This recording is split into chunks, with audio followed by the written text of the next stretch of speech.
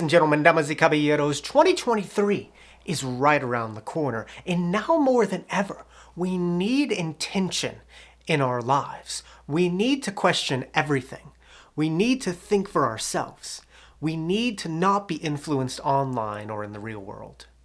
You know, in the last 10 to 15 years, the world has gotten so complex and so crazy and really just so manipulative that we really just need to reject this new complex world and strive for a more simple life, a slower life where we don't lose ourselves to all of this noise. And in this video, I want to share some of my goals for 2023 to live a slower life, a simple life where I don't lose myself to all this madness that is going on. And I hope that these goals can help you in some way to strive for a healthier 2023. So here are my 7 slow living goals for 2023.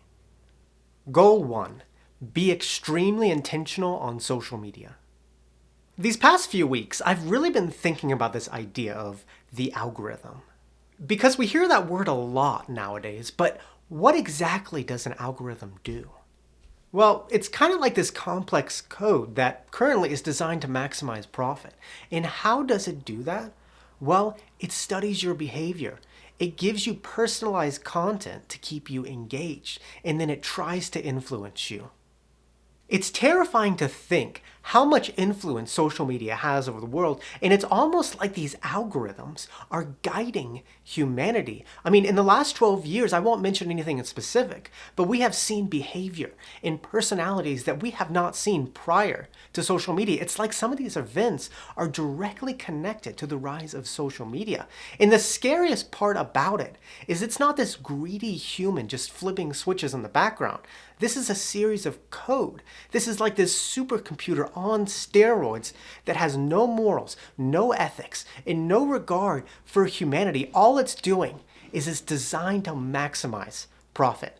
So my first goal is to be extremely intentional on social media. You know, I enjoy making videos, and I think that it can be done ethically. But the more I understand social media from this side, the more it scares me and the more it makes me think that these algorithms that are not being monitored, they're not necessarily being monitored by humans, are leading people to places that they would have never gone on their own. And I think that now more than ever, we need to live a slower life, a more intentional life, that when we're on social media, we're extremely intentional about what we consume, and we're extremely intentional to make sure that we're not led to places that can harm us. Goal 2, regulate my smartphone. Now, regarding the algorithm, I know that some people are thinking, Augustine, you're posting videos, you're benefiting from this. If you don't like it, why don't you just quit? And it's like, I think that this issue needs to be a little bit more known about how manipulative these platforms can be and how much information that they have on us without really any regulations. And there needs to be some more regulations on what they can do. I mean, with the meat industry, there are regulations so we don't get sick. With the healthcare industry, there are regulations so our health information is protected. But internet companies can literally do whatever they want. You know, I'm no expert on this subject, but the more that I understand it from the content creator's perspective, the more I find it important to talk about, especially on social media, because it's a very destructive path. I mean, especially for kids. Kids are being led on by these algorithms to consume content that they would have not have chosen on their own. And it can distort their view of reality. It can really just create their entire belief system, and it's very harmful to their health. But as of right now, we don't have much regulation. And I think as individuals, we need to regulate ourselves. So my second goal is to regulate my smartphone. I'm not against smartphones, and I think they're incredible tools that can improve your life, but if you don't program the settings and regulate it, then the default is just manipulative. The default is designed to summon you every 5 minutes. So in order to slow down and not be controlled by this thing, I need to regulate it myself. And what I mean by that is no notifications outside of call and SMS text, uninstall distracting apps, monitor my screen time.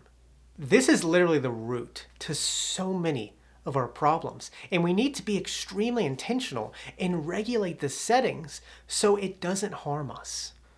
Goal 3, Embrace in-person shopping. Ladies and gentlemen, I think that we've all had that experience as kids when our parents took us to the shoe store and some employee took out the device to measure our feet. We tried on a bunch of shoes and we picked out a pair of shoes.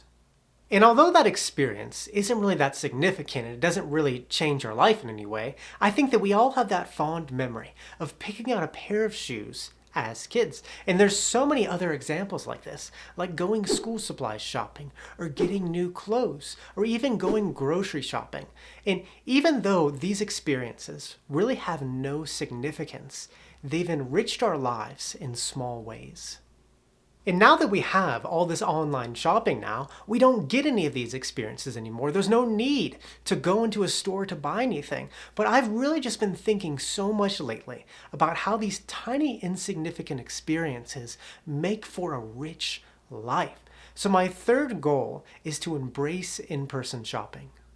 You know, I think that even if it's more inconvenient, you should embrace the in-person shopping, like going to buy a pair of shoes or going to the grocery store in person, because even though there's no significance to these actions, they're providing you with an experience, they're providing you with a memory, and I think that all these tiny insignificant memories will make for a richer life. Goal 4, buy services over goods. When we spend money, most of the time we have the option to either buy services or goods. And goods are possessions, like technology, clothes, or decorations. And services are like experiences, like a meal out, a vacation, or a concert.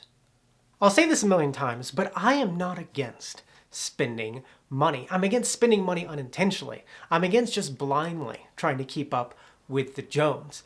When I spend money, I want to get the biggest return from every single penny I spend. And I recently read this book right here. It's called Die with Zero. And the author spoke about something called memory dividends, which are memories from the experiences that you'll reminisce on your entire life. For example, when I was 19 years old, I took a backpacking trip through Europe. And although the money is gone and the experiences are in the past, 10 years later, I can still reminisce on those experiences and no one can take those experiences away from me. My fourth goal is buy services over goods. When you buy a service, like going to a concert, you get the experience of the concert, and then for the rest of your life, you have that memory to reminisce on. It keeps providing value in your life. Compared to if you spend your money on a good, like a smartphone, once it breaks, it stops providing value in your life. You know, it's impossible to only spend your money on services because goods are necessary, but in order to slow down and live a more intentional life, I'm striving to spend more money on services over goods. Goal 5, finish one thing before starting the next one. Believe it or not, ladies and gentlemen, I am very busy throughout the day. There's a lot of effort that goes into making these 13-minute videos. Believe it or not, I'm not just drinking coffee and relaxing all day, but a lot of my day is just creating content. And now that I'm my own boss and no one's telling me what I should do, I have to come up with a plan of how I'm going to do it. And what I've learned is the more productive I try to be on multiple tasks, the less productive I am. I can't just simultaneously be working on 3 videos at a time because then I'm not working on anything. My 5th goal is to finish one task before starting another. There's this new term nowadays called toxic productivity, which is the unhealthy desire to be productive at all times, at all costs. We're told to read faster, complete multiple tasks, and work more efficiently, but seeking all this productivity is actually just becoming extremely toxic, and it's making us less productive. Our brains evolved over the period of hundreds of thousands of years for basic survival, not to juggle 10 different tasks at once. So I'm trying to slow down and just focus on one task, complete that task, and then start the next one, which I think is ultimately more productive and a lot less unhealthy. Goal 6, not lock myself into schedules. If you've watched some of my videos, you'll know that I lived in a small country in South America called Ecuador. And when you live in Ecuador, it's impossible to live your life based on a schedule because nothing is predictable. I mean, transportation, technology, nothing is predictable. And being late or things just messing up is just a way of life there because there's so many variables that are out of your control. But what you learn in that system is how to be flexible. You know, I think in the United States, we show respect by being punctual and prepared. But in Ecuador, they showed respect by being flexible and willing to go with the flow. I think there are pros and cons to both systems, but when you don't base your life too much off a schedule, it opens you up to be more creative and more spontaneous, and then you get skills to combat when things go wrong. My sixth goal is to not base my life too much off a schedule.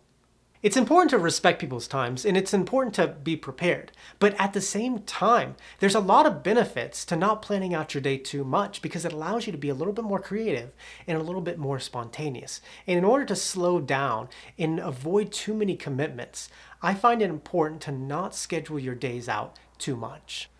Goal 7, not compare myself to others. I think that one of the hardest things as a human is to not compare yourself to others. I mean, it's natural to just say, this other person's at this point of life, I should be there too. But the reality is, no two life journeys are the same. We're all experiencing this thing of life a little differently. What works for me might not work for you. What's easy for me might not be easy for you. What's desirable for me might not be desirable for you.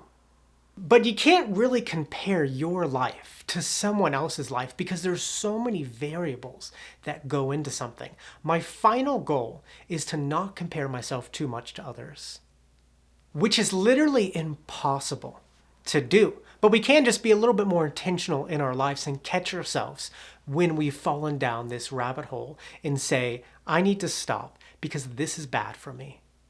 And being a little bit more intentional is really just all you can do. In 2023, we are headed to a much more complex world. And I think now more than ever, we have to be intentional. We have to slow down, strive for a more simple life, and reject some of this complexity and not be controlled by this complexity, which I think will ultimately lead to a healthier life. And with that, muchas gracias, que tenga un buen día. Nos vemos, chicos.